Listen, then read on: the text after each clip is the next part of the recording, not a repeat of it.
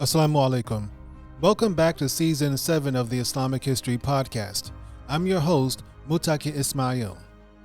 In this season, we are discussing the Bosnian War of the 1990s. This is episode 7-3, Crusaders and Ottomans. Before we get into the episode, let's do a brief recap of where we are so far. With the Byzantine Empire weakening and shrinking, the Ottomans begin conquering much of the Balkans. A Serbian Empire emerges and, like most Europeans, wants to stop Ottoman expansion in the Balkans. The Ottomans defeat a federation of Christian states at the Battle of Kosovo in 1389. This victory frightens the Western Europeans, who proceed to call another crusade. And with that, let's continue our discussion of the Nicopol Crusade. The Nicopol Crusade, Part 2.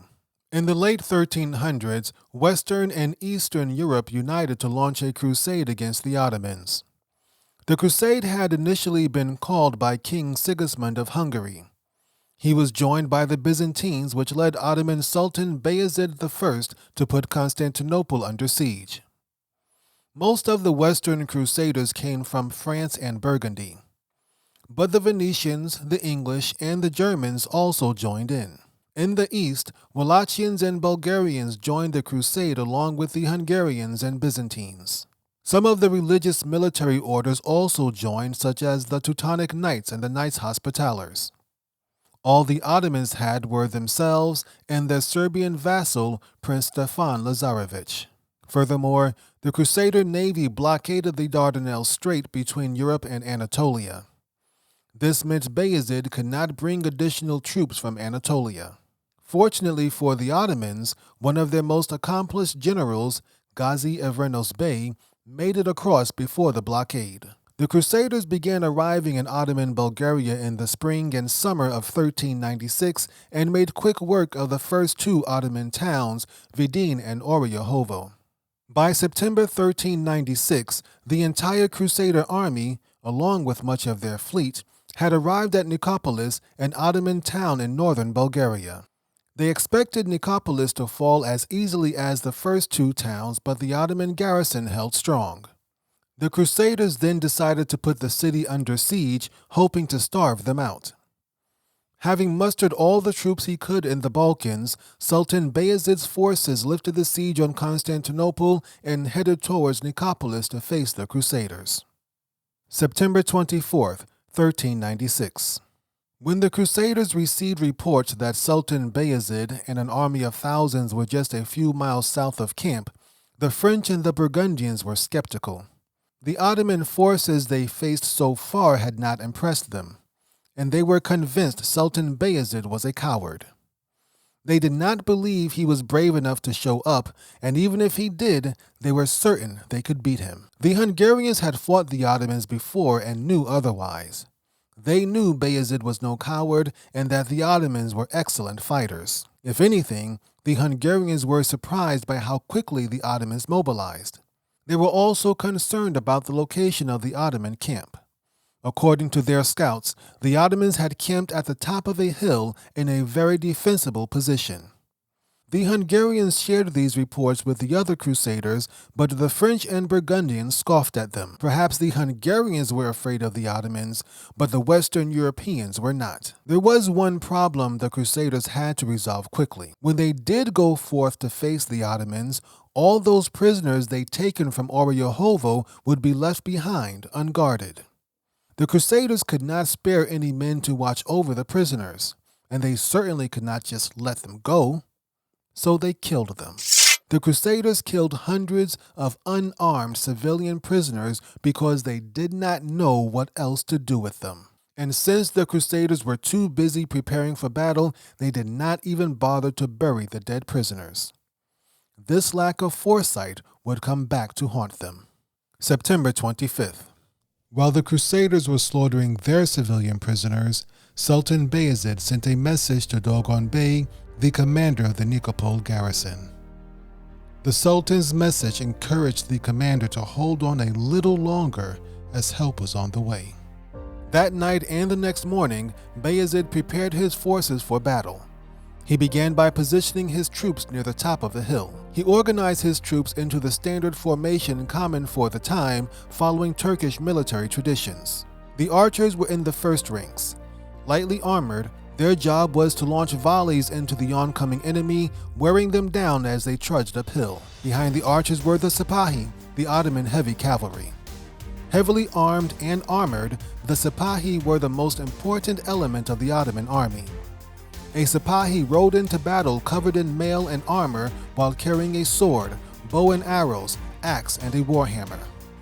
The Sepahi were proficient in all these weapons even while riding on horseback. Then came the infantry in the center of the Ottoman formation. In this battle, the infantry were positioned behind several rows of sharpened wooden stakes. Just like the archers in the front ranks, the infantry were lightly armored and expected to wear down the enemy. The Akinci, or Ottoman light cavalry, were stationed in front of the wooden stakes. These were fast, lightly armored horse archers. Their sole purpose was to harass, disrupt, and cause confusion in the enemy ranks. Though they were primarily archers, the Akinci also carried swords and other weapons for close combat. Mixed in with the infantry were the elite Janissary units. These slave soldiers were noteworthy for their discipline and loyalty to the Sultan. Regular infantry units were little more than cannon fodder, but not the Janissaries. They could inflict serious harm on the enemy and were expected to die for their Sultan. Finally, at the rear of the army, on the other side of the hill, out of sight of the Crusaders, was Sultan Bayezid and the Kapikulu. The Kapikulu were the cavalry version of the Janissary and the Sultan's personal guard. They were the last line of defense and even more ferocious than the Sepahi. Off to the side, in their own camp, was Prince Stefan Lazarevic and the Serbs. Sultan Bayezid held them in reserve, determined to use them only if absolutely necessary. The attack of the French and the Burgundians. It would be a mistake to assume the Crusaders did not have a plan. They certainly had an offensive plan and had spent all night arguing about it. King Sigismund and the Wallachians were familiar with the Ottoman battle style and knew what to expect. They suggested using their infantry to skirmish with the Ottoman archers, Akinci, and infantry. Just like the Ottoman infantry, the Crusader infantry was cannon fodder. They were basically peasants with swords.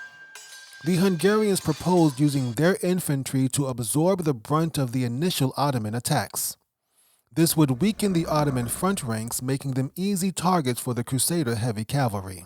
Covered from head to toe in plate armor, there was nothing more terrifying than a European cavalry charge. The medieval version of a tank, the mounted knight could charge through the enemy ranks, scattering and slaying men left and right while barely taking any hits. The Hungarians knew this was the best strategy to defeat the Ottomans. But the French and the Burgundians would hear none of it.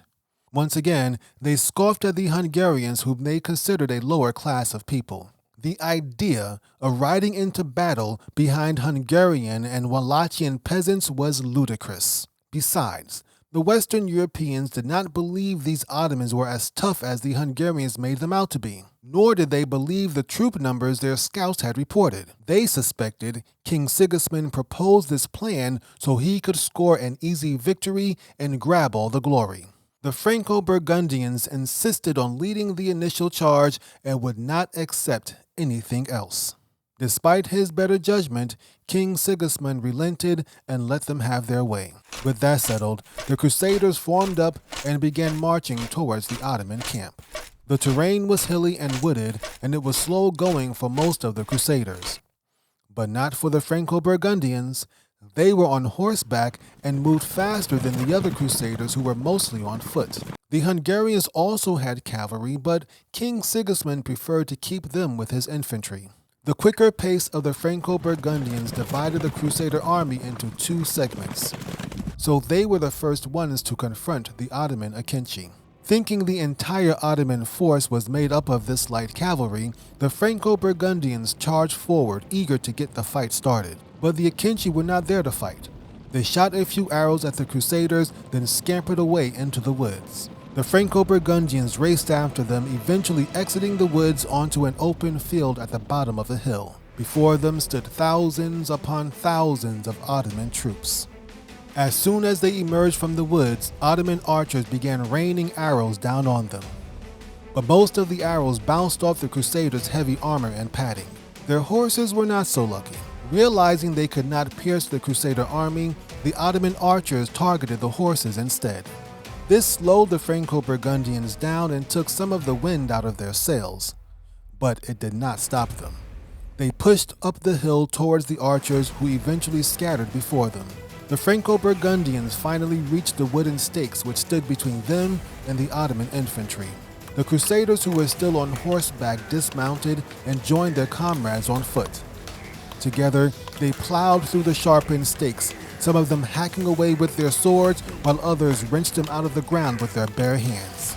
More annoyed by the archers and the stakes than anything else, the Franco-Burgundians took their wrath out on the Ottoman infantry. The infantry wore little armor and did not stand a chance against the metal-clad European warriors. The Crusaders tore through the infantry ranks, slaughtering everything in their path. The Ottoman infantry that survived this onslaught fled to the surrounding hills. Having made easy work of the first two levels of Ottoman defenses, the older Crusaders advised their men to rest and wait for the Hungarians to catch up. But the younger Franco-Burgundians were full of bloodlust and anxious for more action. They were getting closer to the main Ottoman camp and did not want to give them a chance to regroup. The young men shamed the older men for wanting to rest. The older Crusaders finally relented, and the Franco-Burgundians continued forward. They soon came face to face with the Ottoman Sepahis. The well-trained Sepahis encircled the Crusaders and closed in. The Crusaders should have listened to the older men. After fighting uphill in the hot sun while wearing heavy metal armor and padding, they had run out of gas, and the Hungarians were too far behind to be of any help. The Hungarians. Sultan Bayezid was surprised by the Crusaders' progress. They had blown through his archers and infantry, completely ruining his battle plan. But this was where Ottoman discipline proved vital. Though the archers and infantry had been routed by the Franco-Burgundians, they did not flee the battlefield. Instead, they regrouped, linked up with the Akinci light horsemen, and got back into the fight. The only part of Bayezid's plan that had worked so far was the encirclement of the Franco-Burgundians by the Sepahis. Bayezid could see the Hungarians rushing up the hill to help their fellow Crusaders. The Sultan ordered his Akinci and infantry to reform their lines and keep the Hungarians from catching up with the Franco-Burgundians. Meanwhile, despite being surrounded, the Franco-Burgundians were putting up a good fight against the Sepahis. Frustrated, the Sultan ordered his personal cavalry guard, the Capiculu Sepahi, to join the fray. The Capiculu rode down the hill at breakneck speed, crashing into the exhausted Crusaders. The Franco-Burgundians finally broke.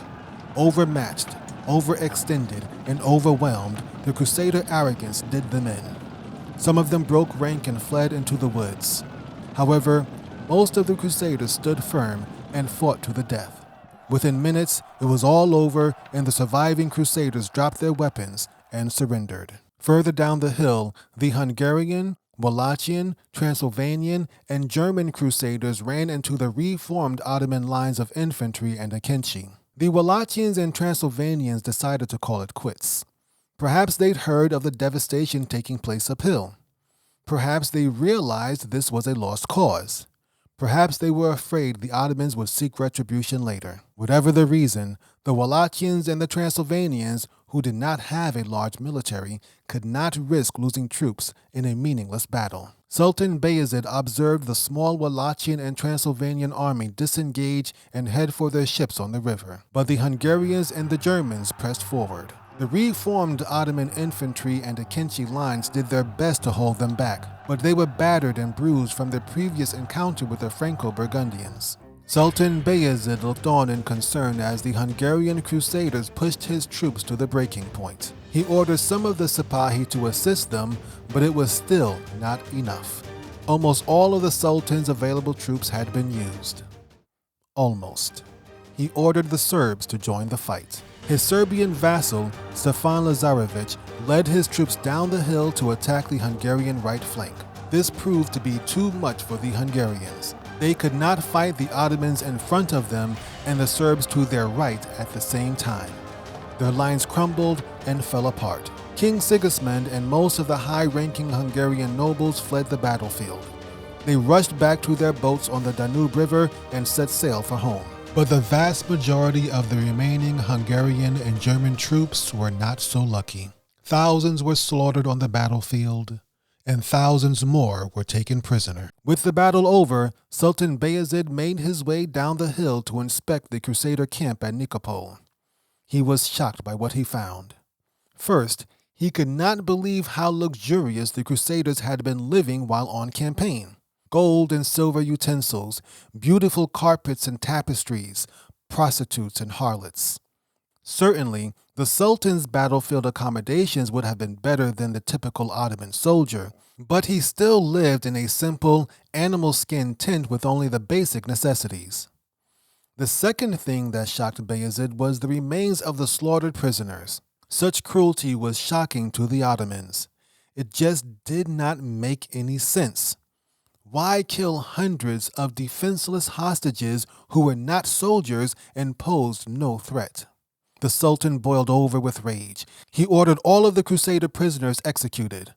But after hundreds of them were killed, he grew sick of the carnage and rescinded his orders. The Ottomans set high ransoms for the remaining Crusader prisoners. Their asking price was so high, France and Burgundy had to raise taxes to avoid bankruptcy. Those prisoners of war who could not afford the ransoms were sold into slavery and shipped off to Anatolia. However, some of these slaves accepted Islam, were freed, and became part of Ottoman society. There were also hundreds of crusaders who were neither killed in battle nor taken prisoner. Though they may have eluded the Ottomans, they faced almost certain death, especially if they were from Western Europe. To get back home, they had to cross nearly 300 miles of hostile, unfamiliar territory. If the cold weather did not kill them, then the wild animals would. Furthermore, many of these crusaders were injured and the locals refused to help them. The few who made it back to Germany or France or England were in such bad shape they died shortly afterwards. How the Ottomans won. The Nicopol Crusade was the last great European crusade against Islam. There were other crusades against the Ottomans and other Muslims, but none of them reached the scale of Nicopol. In later writings, European historians blamed each other for their defeat at Nicopol. The Eastern Europeans blamed the Franco-Burgundians for being arrogant and hasty, and the Western Europeans blamed the Hungarians and Wallachians for fleeing the battlefield. In reality, the difference between the Ottomans and the Crusaders had little to do with tactics, weapons, or courage. It all came down to discipline. The Europeans were excellent, well-trained fighters.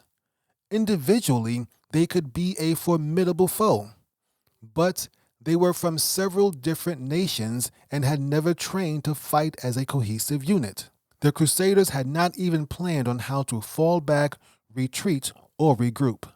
The Ottomans were different. The Ottoman army functioned like a well-oiled machine. They trained and planned for every conceivable contingency. They knew exactly what to do if things went bad and the enemy broke through their ranks. The Ottoman troops knew where to rally, how to reorganize, and when to re-enter the fight. But the Crusaders who'd been routed just kept on running. The Kingdom of Hungary was forced to make changes after this battle. Since the Hungarians would now have to face the Ottomans on their own, they got very serious about their military. They passed new laws increasing conscription. They raised taxes to pay for defensive improvements, and they hired thousands of foreign mercenaries. But Hungary also realized a more amicable relationship with the Ottomans was in their best interest. While the two states did not become friends, there was less antagonism between them for the next 30 years. The Battle of Ankara. With the Ottoman victory at Nikopol, they completed their conquest of Bulgaria. But soon they were faced with a new threat. In Central Asia, a new Muslim ruler had risen to power, intent on resurrecting the fractured Mongol Empire. Timur, also known as Tamerlane in English, claimed to be a descendant of Genghis Khan. His ruthless conquests allowed him to expand his empire from Uzbekistan down to Persia and into Anatolia. And that's where he and the Ottomans came into conflict. The Ottomans did not yet control all of Anatolia. In fact, much of eastern Anatolia was controlled by smaller beyliks loyal to either the Ottomans or to Timur. These beyliks were caught between two Muslim superpowers. Those who did not like the Ottomans joined the Timurids, while many of Timur's opponents sought refuge with the Ottomans. In 1401, 5 years after Nikopol, Timur moved into eastern Anatolia, capturing Ottoman territory and vassals.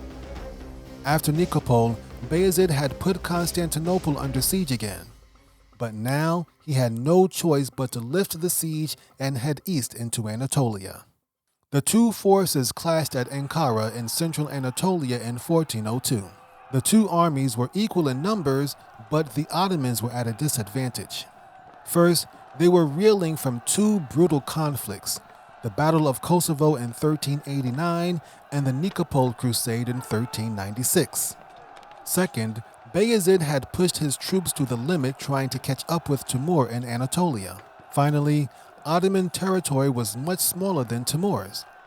The Ottomans controlled much of the Balkans and about half of Anatolia.